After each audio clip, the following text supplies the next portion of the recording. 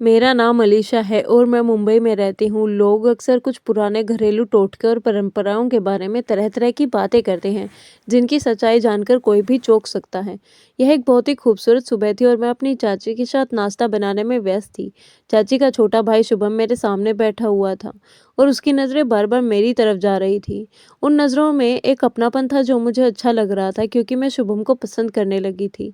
वह अक्सर घर आता-जाता रहता था और हमारे बीच एक सादगी भरा लगाव बन गया था। मैं अब पूरी तरह समझदार उम्र की थी, लेकिन फिर भी भावनाओं को ठीक से समझना मेरे लिए आसान नहीं था। मुझे बिल्कुल अंदाज़ा नहीं था कि यह दिन मेरी ज़िंदगी में एक अजीब मोड़ लाने वाला है। शुभम नाश्ता करने के बाद नौकरी के सिलसिले में बाहर चला गया और मैं चाची के साथ घर के कामों में लग गई। मेरे माता-पिता का देहांत बचपन में ही हो गया था, इसलिए मैं चाची के साथ रहती थी। थोड़ी देर बाद चाची अपने कमरे में आराम करने चली गई और मैं किचन में साफ-सफाई कर रही थी कि तभी दरवाज़ा खटखटाने की आवाज़ आई। जब मैंने दरवाज़ा खोला तो सामने एक अनजान लंबा-चौड़ा व्यक्ति खड़ा था, जिसकी आँखों में अजीब-सी गंभीरता थी। उसकी नज़रें देखकर मैंने अनजाने में अपने कपड़े ठीक किए, क्योंकि मैं स्वभाव से थोड़ी संकोच थी और बाहर निकलने समय खुद को ढक कर रखना पसंद करती थी। वह व्यक्ति चाची के बारे में पूछने लगा। मैंने दरवाज़ा बंद कर दिया, अंदर जाकर चाची को बुलाने की कोशिश की, लेकिन उसने हाथ रखकर कहा कि दरवाज़ा बंद करने की ज़रूरत नहीं है, और बस चाची को बुला लाने को कहा। उसकी बात मुझे थोड़ी अटपटी लगी, क्योंकि मैंने उसे पहले कभी नहीं देखा था। फिर भी मैं अंदर जाकर चाची को बुला लाई। चाची दरवाजे पर उससे बात करने लगी, लेकिन बातचीत साफ सुनाई नहीं दे रही थी।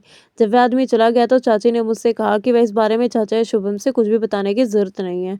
यह सुनकर मैं हैरान रह गई, क्योंकि चाचा रोज़ काम के लिए बाहर जाते थे, लेकिन दिन में कई बार फ़ोन करके हालचाल ज़रूर पूछते थे और घर की हर छोटी-बड़ी बात पर ध्यान रखते थे।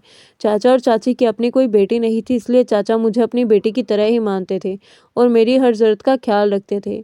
चाचा की इसी प्रभाव की वजह से चाची ने मुझे सख्ती से समझा दिया था कि मुझे उन्हें किसी भी तरह की बात नहीं बतानी है। लेकिन मेरे मन में शक पैदा हो चुका था कि आखिर वह आदमी कौन है, जिसके बारे में चाची इतनी गोपनीयता रख रही है। मुझे वह व्यक्ति ठीक नहीं लग रहा था और मैं समझ नहीं पा रही थी कि चाची का उससे क्या रिश्ता हो सकता है। फिलहाल चाची की बात मानकर मैंने चुप रहना ही बेहतर समझा, और न तो मैंने इस बारे में शुभम से कुछ कहा और न ही चाचा से। मुझे बस इतना यकीन था कि कोई भी सच्चाई हमेशा के लिए छुपी नहीं रह सकती। उसी रात शुभम मेरे कमरे में आया और बोला कि वह जल्दी से अपनी बहन यानी मेरी चाची से हमारे रिश्ते की बात करेगा और चाहता है कि भविष्य को लेकर हम जल्दी कोई फैसला लें। उसकी बातें सुनकर मैं मुस्कुरा दी, क्योंकि उस समय मैं भी अपनी पढ़ाई और जिम्मेदारी के समझने की उम्र में थी और शुभम की नौकरी भी स्थायी नहीं थी। मैंने उससे साफ कहा कि जब तक चाची की रजामंदी नहीं होगी तब तक मुझे कोई जल्दबाजी नहीं करनी है। मेरी बात सुनकर वह खुश हो गया और भरोसा दिलाया कि वह लगातार बेहतर नौकरी की कोशिश कर रहा है और आगे चलकर दूसरे शहर में बसने की भी योजना है। वह दिन शांति से बीत गया, लेकिन कुछ दिनों बाद वही आदमी दोबारा हमारे घर आया और इस बार बिना झिझक सीधे अंदर आ गया। चाची ने उसे अपने कमरे में बैठा लिया और मैं किचन में काम कर रही थी। तभी चाची बाहर आई उस आदमी की बातें सुनकर, और मैं शर्मा और घबराहट से भर गई। और चाची भी हंसते हुए उससे कहने लगी कि हाँ, अब इसकी शादी तो करनी ही है और यही मेरी जिम्मेदारी है। यह सुनते ही मैं शर्म के मारे वहां से हटकर अपने काम में लग गई। तभी अचानक उसी समय शुभम घर आ गया, क्योंकि उसकी तबीयत ठीक नहीं थी और वह अपने घर जाने की बजाय यहाँ आ गया था। उसने उस आदमी को घर के बाहर जाते हुए देख लिया और तुरंत अपनी बहन यानी मेरी चाची के पास चला गया।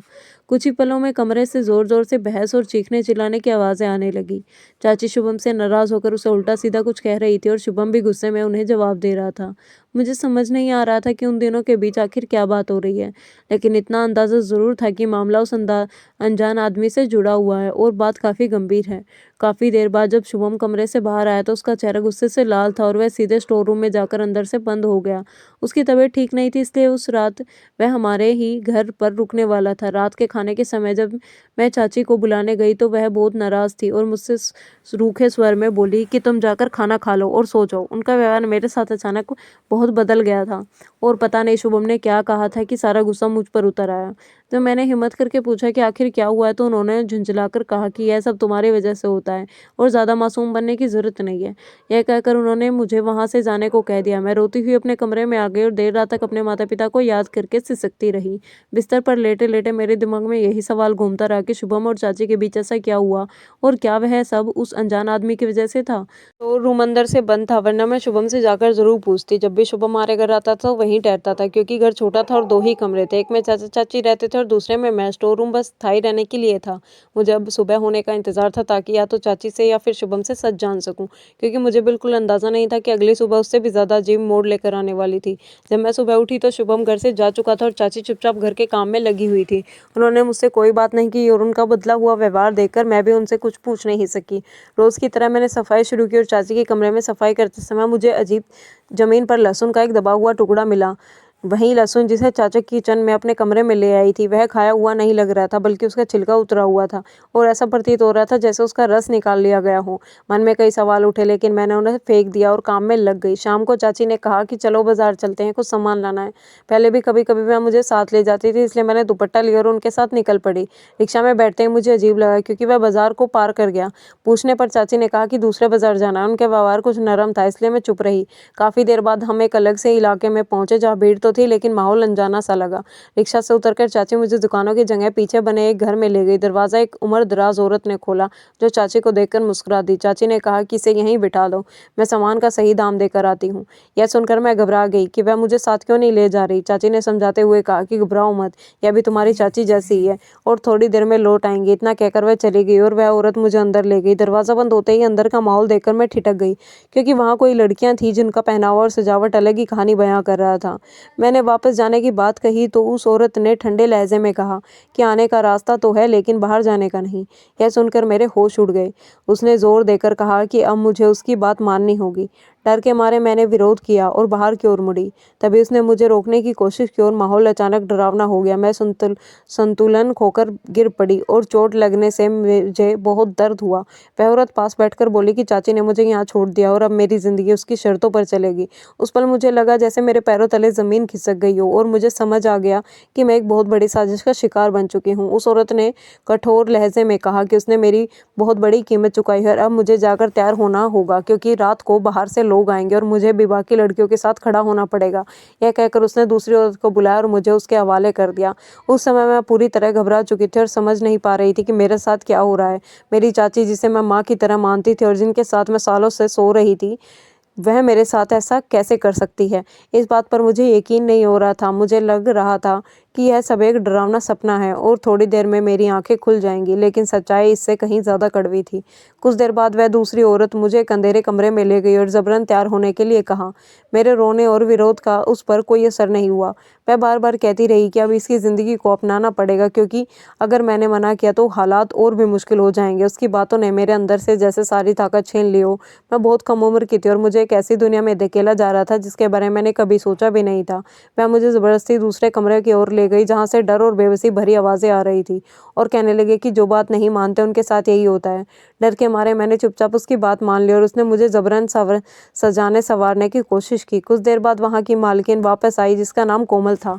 उसने मुझे ऊपर से नीचे तक देखा और लालच भरे शब्दों में कहा कि मैं बहुत कीमती हूँ और उसने मेरी चाची को इसके बदले बहुत पैसे दिए हैं, जिसे वह मुझसे वसूल करेगी। मेरी आंखों से लगातार आंसू बह रहे थे और मैंने पूछा कि मेरी चाची मुझे यहाँ क्यों छोड़कर गई। इस पर वह हंसते हुए बोली कि वह तो बस सौदा करने वाली थी और वजह जानना उसका काम नहीं। तभी दूसरी औरत बसंती ने कहा कि मैं अभी समझदार नहीं हूँ, इसलिए मुझे सीधे बाहर भेजने के बजाय पहले मंच पर दिखाने के काम में लगाया जाए, ताकि धीरे धीरे सब सिखाया जा सके और बाद में सही समय पर इस्तेमाल किया जा सके। उसकी बात मालकिन को ठीक लगी और उसने आदेश दिया कि मेरी उसी हिसाब से तैयारी करवाई जाए। इतना कहकर वह कमरे से बाहर चली गई। बसंती ने मेरी तरफ देखते हुए कहा कि उसने फिलहाल मुझे और मुश्किल हालातों से बचा लिया है, लेकिन इस जगह में बच निकलना आसान नहीं है, क्योंकि यहाँ से बाहर जाने का सिर्फ एक ही रास्ता है, जिस पर हर समय निगरानी रहती है। उसे यह भी बताया गया कि उसने खुद कई बार भागने की कोशिश की, लेकिन नाकाम रही, और चेतावनी दी कि अगर मैंने भी भागने की सोची तो अंजाम बहुत बुरा हो सकता है। उसकी बातें सुनकर मुझे एहसास हो गया कि मैं एक ऐसी कैद में फंस चुकी हूँ जहाँ से निकलने की राह बहुत कठिन है। बसंती नाम की वह औरत जिसने मुझे यह सब बातें साझा की थी, स्वभाव से बहुत नरम और अपनापन दिखाने वाली थी। उसकी भाषा और समझाने का तरीका मुझे काफ़ी लोगों से अलग लगा, क्योंकि यहाँ अधिकतर लोग रूखेपन से बात करते थे। वह मुझे स्नेह से समझाती थी, लेकिन मेरे मन में सबसे बड़ा दर्द यही था कि मेरी अपनी चाची मुझे यहाँ छोड़कर चली गई थी। कुछ दिन इसी तरह बीत गए और रोते रोते मेरी आंखों में जैसे आंसू भी खत्म हो गए। मैंने धीरे धीरे मान लिया कि चाची मुझे लेने कभी नहीं आएगी और ना जाने उन्होंने किस बात की सज़ा मुझे दी थी। शुभम ने उनसे ऐसा क्या कहा था जिसने मेरी ज़िंदगी को इस मोड़ पर ला खड़ा कर दिया? इन सवालों के जवाब ढूँढने वाला कोई नहीं था। बसंती ने मुझे 1 महीने तक उन स्वभाव से प्रस्तुत देना सिखाया, लेकिन यह मेरे लिए बेहद कठिन था क्योंकि मैंने कभी घर की सीमाओं से बाहर ऐसी दुनिया नहीं देखी थी। अनजान लोग के सामने खड़े होना मेरे लिए डर और संकोच से भरा था। कई बार जब मेरे कदम रुक जाते तो वहाँ की मालकिन सख्त रवैया अपनाती और दबाव बनाती। कुछ ही समय में मुझे समझ आ गया कि यहाँ हर किसी को मजबूरी के नियम मानने पड़ते हैं और इन्हीं इशारों पर चलना मेरी नियति बन चुका है। अगर किसी दिन मैं ठीक से काम नहीं कर पाती तो मुझे खाने-पीने से वंचित कर दिया जाता, जिससे भूख और थकान मेरी ताकत तोड़ देती। इसी मजबूरी में मैंने खुद को सँभालना सीख लिया और समय यूं ही बीतता गया। फिर एक दिन एक संपन्न व्यक्ति वहां आया और उसने मुझे चुन लिया। बड़ी रकम की बात होते ही मालकिन तुरंत तैयार हो गई और मुझे अलग कमरे में भेजने का आदेश दिया। यह सुनते ही मेरा दिल बैठ गया क्योंकि अब तक मैंने खुद को किसी और हालात के लिए तैयार नहीं किया था। बसंती मुझे साथ ले गई और शांत स्वर में समझाने लगी कि जितना शांत रहोगी उतना ही हालात संभलेंगे और मन को मजबूत रखने की एकमात्र रास्ता है वह शीशे मैं मुझे दिखाकर कहने लगी कि कई बार हमारी खूबसूरती ही हमारे लिए सबसे बड़ी परीक्षा बन जाती है। उसने अपने अनुभव बताते हुए कहा कि उम्र बढ़ने के बावजूद यह चमक पीछा नहीं छोड़ती और इसी वजह से उसे भी बार बार मजबूरियां झेलनी पड़ती हैं। उसकी बातें सुनकर मेरे आंसू रुक नहीं रहे थे और मन बार बार चाची और शुभम की यादों में उलझ रहा था। मुझे अब भी यकीन नहीं हो पा रहा था कि मेरी अपनी चाची मुझे जानबूझकर इस अंधेरे रास्ते पर छोड़ गई होगी और कहीं ना कहीं इस पूरे घटनाक्रम के पीछे शुभम से जुड़ी कोई बात जरूर छिपी हुई है। जब मैं पूरी तरह तैयार हो गई तो बसंती चाची ने पूरे मेरी नज़र उतारी और कहा कि गहरी सांस लेकर कमरे में जाना और खुद को संभाल के रखना। मेरे पास इसके अलावा कोई रास्ता नहीं था, इसलिए मैं उसे छोटे से कमरे में चली गई जहाँ पीले रंग का हल्का सा बल्ब जल रहा था और उसकी मध्यस्थ रोशनी से हर चीज़ डरावनी लग रही थी। मेरे मन में यही था कि अंदर जाते ही मैं उस आदमी को रहम की गुहार लगाऊंगी और उसे समझाने की कोशिश करूंगी, लेकिन मुझे अंदाजा नहीं था कि यहाँ आने वाले लोग इससे संवेदनहीन होते हैं। जैसे ही मैं कमरे में पहुंची उसने मुझे देखकर अजीब सी मुस्कुराहट दी और उसकी नज़रें मुझे असहज कर रही थी। डर के मारे बाहर की ओर बढ़ी, लेकिन उसने मुझे रोक लिया और सख्त शब्दों में अपनी ताकत दिखाने लगा। शराब की तेज गंध ने मुझे और घबराहट होने लगी। मैंने बहुत विनती की, लेकिन मेरी बातों का उस पर कोई असर नहीं हुआ और मुझे जबरन बिस्तर तक ले जाया गया। उस पल मेरे दिमाग में बसंती चाची की कहीं हर बातें घूमने लगी कि हालात से बचने के लिए उन्होंने मुझे एक घरेलू उपाय बताया था। उन्होंने लहसुन की एक छोटी सी कली मुझे दी थी जिसे मैं घबराहट में इस्तेमाल करना भूल गई थी। याद आते ही मैंने जल्दी से वह किया ताकि खुद को किसी तरह संभाल सकूं। इसके बाद मेरे साथ जो हुआ वह वही था जिससे मैं सबसे ज्यादा डर रही थी। वह आदमी अपनी जिद पर अड़ा रहा और मेरी हालात, मेरी चीख, मेरी बेबसी किसी काम नहीं आई। पूरी रात मेरे लिए एक डरावनी साया बन गई और हर पल मुझे बहुत भारी सा लग रहा था। कुछ समय बाद मुझ पर बेहोशी छा गई और मुझे कुछ होश नहीं रहा। जब मेरी आंखें खुली तो सुबह हो चुकी थी और बसंती चाची मेरे सामने थी। वह आदमी जा चुका था और बसंती चाची मुझे संभालने की कोशिश कर रही थी। उन्होंने मुझे गले लगाकर कहा कि पहली रात सबसे कठिन होती है, लेकिन अगले हालात बदल जाते हैं। मगर मेरे लिए वह रात एक ऐसा जख्म छोड़ गई थी जिसे मैं कभी भूल नहीं सकती थी। मैं बार बार रोने लगी थी और खुद को संभाल नहीं पा रही थी। बसंती चाची मुझे अपने कमरे में ले गई और उस पूरे दिन मैं उन्हीं के सीने से लगकर फूट फूट कर रोती रही। मुझे अपनी माँ की बहुत याद आने लगी थी और पहली बार मुझे यह एहसास हुआ कि माता पिता के अलावा इस दुनिया में कोई भी रिश्ता पूरी तरह अपना नहीं होता। जिन लोगों को मैं अपना मानती थी वही मुझे इस अंधेरे रास्ते पर छोड़ गए थे और अब यहाँ आकर मैं अपनी पहचान तक भूल चुकी थी। 2 दिन खामोशी में बीत गए। तीसरे दिन एक उम्रदराज ग्राहक मुझे देखने के लिए आया। मैंने बहुत विनती की कि अब मुझसे यह सब नहीं हो पाएगा, लेकिन मेरी एक नई बात सुनी गई और मुझे बसंती चाची के पास भेज दिया गया।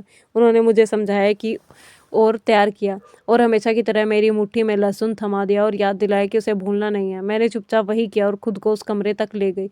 इस बार मैंने कोई विरोध नहीं किया और सब कुछ खामोशी से बीत गया। बसंती चाची की बात सही निकली कि जब इंसान चुप रहकर हालात को सह लेता है तो मुश्किलें और नहीं बढ़ती। मुझे अब भी यह समझ नहीं आता था कि लहसुन का असली मतलब क्या है, लेकिन मैं उनकी बात मानती चली गई। इसके बाद हर दिन एक सा होने लगा और मैं अंदर ही अंदर टूटती चली गई। मुझे बार बार शुभम की याद आती थी और मैं सोचती रहती थी कि क्या उसने कभी मुझे ढूंढने की कोशिश की होगी या वह भी मुझे भूल चुका होगा। जब वह व्यक्ति चला गया तो मैं चुपचाप बसंती चाची के कमरे में चली गई। उन्होंने मुझे देखकर हल्की मुस्कान के साथ पूछा कि मैंने लहसुन का इस्तेमाल किया या नहीं और मैंने सिर हिला दिया। उन्होंने कहा कि मैं उनकी बेटी जैसी हूँ और वह चाहकर भी मुझे इस दुनिया से बाहर नहीं निकाल सकती, क्योंकि यहाँ आने के बाद इंसान की पहचान बदल जाती है और बाहर की दुनिया उसे अपनाने से इनकार कर देती है। उन्होंने मुझे समझाया कि अब बाहर की जिंदगी के सपने देखना छोड़ देना ही बेहतर है और मैंने मजबूरी में उनकी बातों को सच मान लिया। इसी तरह 8 महीने बीत गए और अब हालात ऐसे हो गए कि मैं खुद को पहले से तैयार करने लगी थी, क्योंकि मुझे पता होता था कि आगे क्या होने वाला है। जो सपने मैंने कभी किसी एक के साथ देखे थे अब वह हर रात टूटते चले जा रहे थे, लेकिन हर बार बसंती चाची मुझे लहसुन देना नहीं भूलती थी और यही कहती थी कि सही वक्त आने पर मुझे इसकी वजह समझा जाएंगी। मैंने कई बार उनसे पूछने भी पूछा भी, लेकिन उनका जवाब वही रहता था। इन दिनों मैं देख रही थी कि बसंती चाची की तबीयत भी ठीक नहीं रहती थी, लेकिन यहाँ किसी के इलाज की फिक्र करने वाला कौन था? मेरी परवाह करने वाली अगर कोई थी तो वही थी। अगले दिन मालकिन ने आकर बस इतना कहा कि रात के लिए तैयार रहना, और फिर चली गई। मैं चुपचाप खुद को तैयार करने लगी, क्योंकि अब यही मेरी आदत बन चुकी थी और इस दुनिया से बाहर निकलने की उम्मीद भी धीरे धीरे खत्म होती जा रही थी। जब मैं पूरी तरह से तैयार हो गई तो बसंती चाची ने मुझे फिर लहसुन का टुकड़ा थमाया, और मैं सोच रही थी कि आखिर यह क्यों दिया जाता है। लेकिन अब पूछने का समय नहीं था, कस्टमर का इंतजार था। इसलिए मैं अपने कदम संभाल कर कमरे में चली गई। जैसे ही कमरे में देखा, मेरा सामना शुभम से हुआ, जो वहीं बैठा था। मैं डर और हैरानी से अपने माँ आप को अफसाना नाम से पेश कर रही थी। शुभम ने मुझे पहचान लिया और मेरी कहानी सुनते ही वह रो पड़ा। उसने बताया कि मेरी बहन को हमारे बीच के रिश्ते के बारे में पता चल गया था, और उसी वजह से उसने कुछ गलत निर्णय लिया। शुभम ने मुझसे माफ़ी मांगी और कहा कि उसने मुझे पूरी तरह ढूंढने की कोशिश नहीं की। उसने मुझे समझाया कि मेरी बहन ने गलतियों की, लेकिन अब मैं सुरक्षित हूँ। उसने मुझसे प्यार जताया, मेरी इज्जत और दिल को समझाते हुए, और हम दोनों भावनात्मक रूप से एक दूसरे से जुड़े। फिर मैंने फैसला किया कि मैं बसंती चाची से मिलूंगी। कमरे में पहुंचते ही मैं देखा कि चाची बेहोश पड़ी हुई थी। मैं उन्हें छूकर देखती हूँ तो उनका शरीर ठंडा था। उसके हाथ में एक चिट्ठी थी जिसमें उन्होंने अपनी पूरी कहानी और जीवन अनुभव लिखे थे।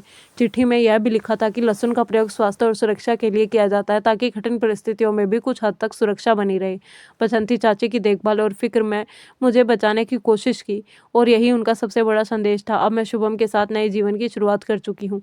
कुछ महीने बीत चुके हैं और जीवन अब शांत और खुशहाल है, लेकिन बसंती चाची की यादें, उनकी सीख और उनकी ममता हमेशा मेरे दिल में जीवित रहेंगी। ये कहानी पूरी तरह से काल्पनिक है। इसमें वर्णित पात्र, घटनाएं और परिस्थितियां वास्तविक जीवन से संबंधित नहीं हैं। किसी भी व्यक्ति, संस्था या स्थान से इसका कोई लेना देना नहीं है। ये कहानी केवल मनोरंजन और चेतावनी के उद्देश्य से प्रस्तुत की गई है। धन्यवाद दोस्तों।